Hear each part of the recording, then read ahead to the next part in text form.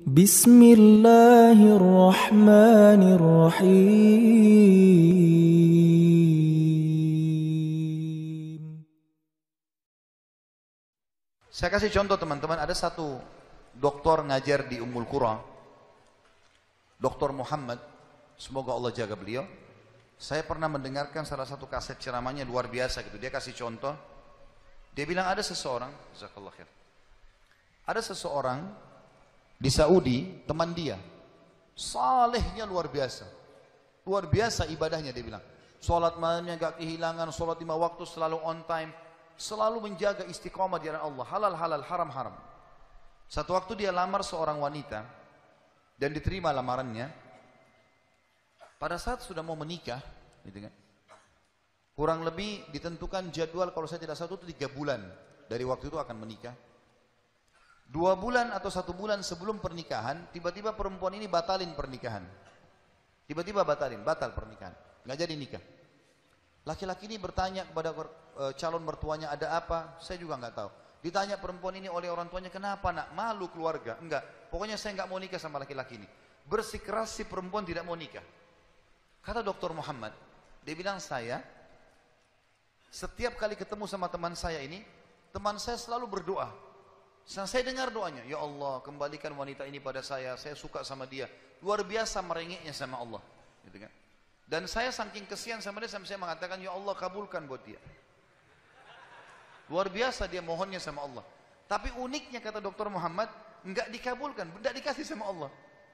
Sampai tiba hari H pernikahan yang ditentukan tanggalnya, perempuan ini akhirnya memang dia tunggu waktu itu. Ada laki-laki lain lamar, diterima sama dia. Diterima pada saat itu. Diterima lamaran laki-laki baru. Waktu sudah menikah sama laki-laki itu, si orang soleh ini, temannya Dr. Muhammad, berhenti berdoa. Udah selesai, jadi istrinya orang, nggak boleh kita doa lagi kan.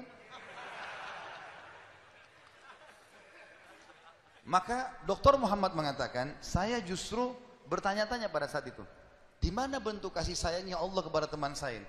Dia sudah soleh, janji Allah baik, mestinya dia dapat yang dia mau. Kenapa di sini luput?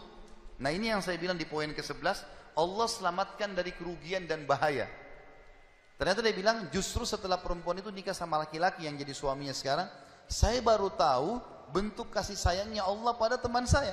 Karena ternyata baru sebulan menikah, perempuan ini periksa ke dokter, dia punya sakit di dada sebelah kanannya, maaf di payudara sebelah kanan.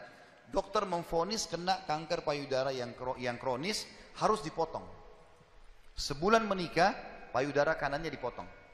Bulan kedua, kanker itu sudah menyebar ke payudara kiri dan dipotong dua-duanya dalam 2 bulan pernikahan. Bulan ketiga, ini kejadian nyata. Bulan ketiga, ternyata perempuan ini punya masalah di urat saraf di bagian otak belakangnya, sehingga membuat kedua matanya buta. Dan bulan keempat, wanita ini meninggal dunia. Kata dia, Dr. Muhammad bilang, subhanallah, kalau teman saya yang jadi suami dia, maka dia tidak akan menikmati pernikahan. Tapi Allah selamatkan dia dengan caranya.